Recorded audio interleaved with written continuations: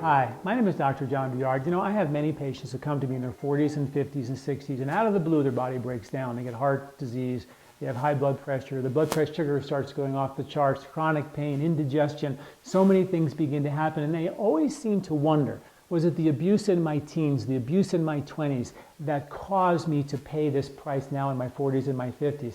And you know, the answer is yes. This body is like a car. You take care of it, it runs for a long time. It can go the distance and go forever. But if you beat it up early on, it's not going to look great later on in life.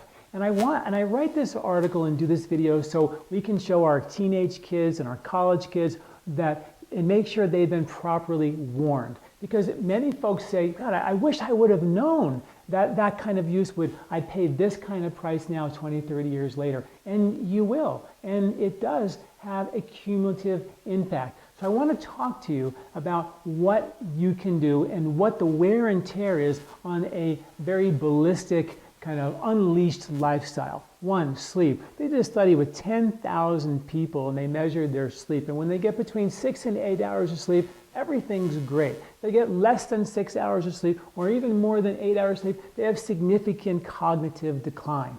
They age significantly faster, it's up to 7 years faster.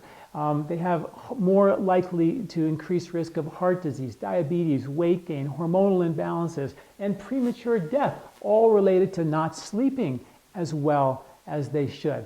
That lack of sleep causes increased cortisol. Cortisol is adrenaline. Adrenaline means stress. When your body's under excessive, unnecessary stress, that is the #1 cause of 80% of all disease. So the studies are conclusive that when you push the limits, you're going to pay a price. And many of these prices aren't paid until you're 20, 30 years later. So that's why I want you to be properly warned. So don't think that that lifestyle, smoking some cigarettes or drinking or partying or staying up late, that you're going to just get away with it. Yeah, you're 20 years old and your body's ballistic, it's bulletproof, you can do whatever you want, but it's not going to last. I promise you that. It just doesn't last.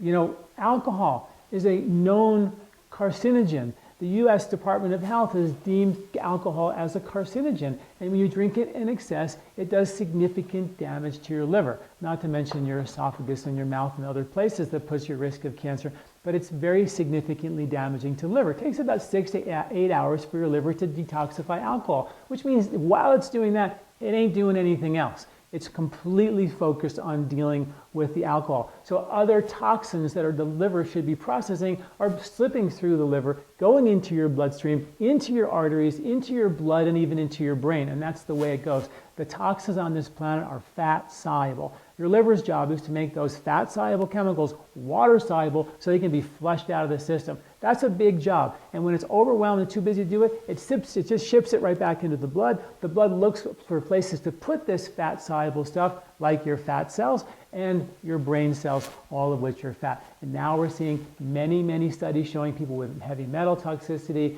and what they call brain gravel in the brain, causing and predisposing folks to cognitive decline. And so the studies are conclusive. It is going to have a negative effect. And probably the most important thing is what you eat. You eat junk food, processed foods, sugary foods, whatever you want. And I know you're young and resilient, you want to party, but I'm just want to make sure that you know that when you eat those foods, like a loaf of bread that will sit on the shelf for a month, has been processed so much that it can't be digested. The liver doesn't know what to do with it. Milk, for example, traditionally you milk a cow and you put the milk in the fridge and it lasts for 5 to 7 days maximum. Now milk will last a month in the fridge. This is a processed product. Your liver doesn't know what to do with those things, and it completely saturates and bogs down the function of your liver. It's almost as if you didn't clean your stove for 10 years or 20 years or 30 years. Imagine the layers and layers of grease, that undigestible grease that your liver doesn't know what to do. And then the problem is your liver becomes so congested, it can't balance your cholesterol levels. It ships the cholesterol back into your blood. It can't balance your blood sugar. And yes, your blood sugar, the #1 cause of the #1 killer in America, which is heart disease, is your blood sugar issue.